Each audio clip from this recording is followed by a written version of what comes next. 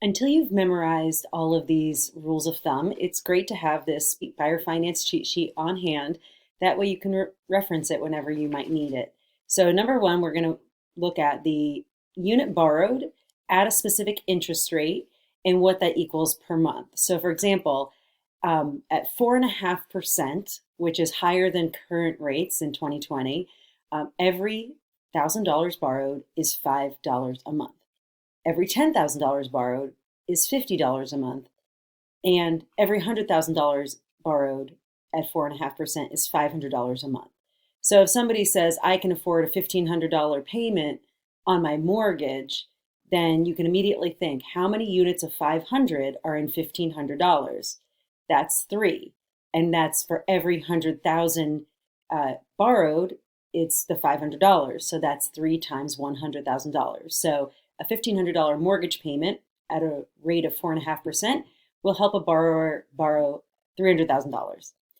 Now, let's say you're out in the field comparing one property to another, and one property is $40,000 more than the other property, and everything else is the same, just for this example. So you think, how many units of $10,000 are in the $40,000 price difference? And that's four. And so basically and because every $10,000 borrowed is $50 a month, and there's four units of $10,000, that's four times 50. So the difference in price would be $200 a month at 4.5% for that $40,000 price difference. Now let's say you are negotiating with the seller and you're stuck at $7,000 apart. Well, then you want to think, all right, how many units of 1,000 are in 7,000? That's seven. And for every $1,000 borrowed, that is $5 a month. So you do 7 times 5 is $35 a month. So if rates go higher than 4.5 and they start to approach 6, well, the numbers are very simple as well. Every $10,000 borrowed at 6% is $60 a month, and 1,000 is $6, and 100,000 is $600. So for the time being, it's just fine to use 4.5% because the rates currently are lower, unless of course you're working with an investor and they might be at 6%. So the next section on our buyer finance cheat sheet are the down payments and seller assist amounts allowed per loan. So the most traditional loans are as follows. VA is 0% down. And I've had it where the maximum seller assist was 4% of the closing costs, and I've had it be actually higher. So you'll just want to double check with the lender to find out how much of the closing costs can actually be financed through the seller assist. You also want to keep in mind with a VA loan that the borrower might need to put a higher earnest deposit down with the seller than is required by the loan. So they might be actually getting money back that they put down at initially back at closing. So make sure you understand the flow of money when you're putting together a VA loan.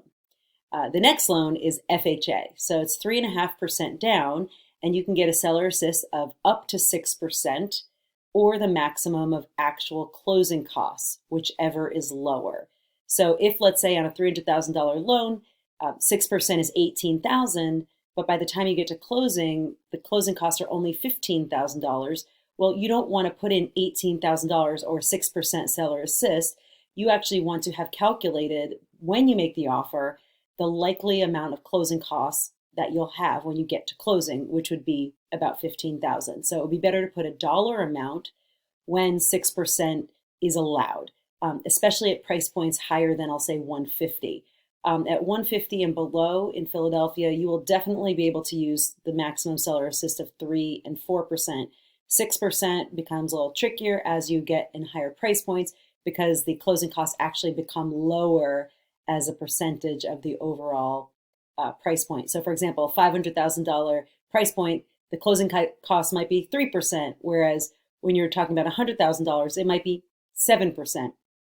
So you just want to be careful. Again, when the price point is around 150 or above, you want to calculate that 6% seller assist to be the actual closing costs that the buyer will likely have at closing, which will be less than 6%. When your buyer is using a conventional loan, they may have the opportunity to put 3, 5, 10, or 20% down, or anywhere in between.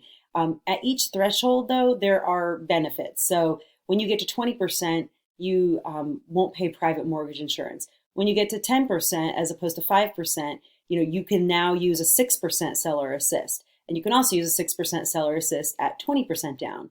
So, you may push your buyer to get to 20% down and use a seller assist so that they can avoid private mortgage insurance. Or rather than put 5% down and use a maximum of 3% seller assist, you might see if you can push them to 10% down, because at 10% they can use 6% seller assist.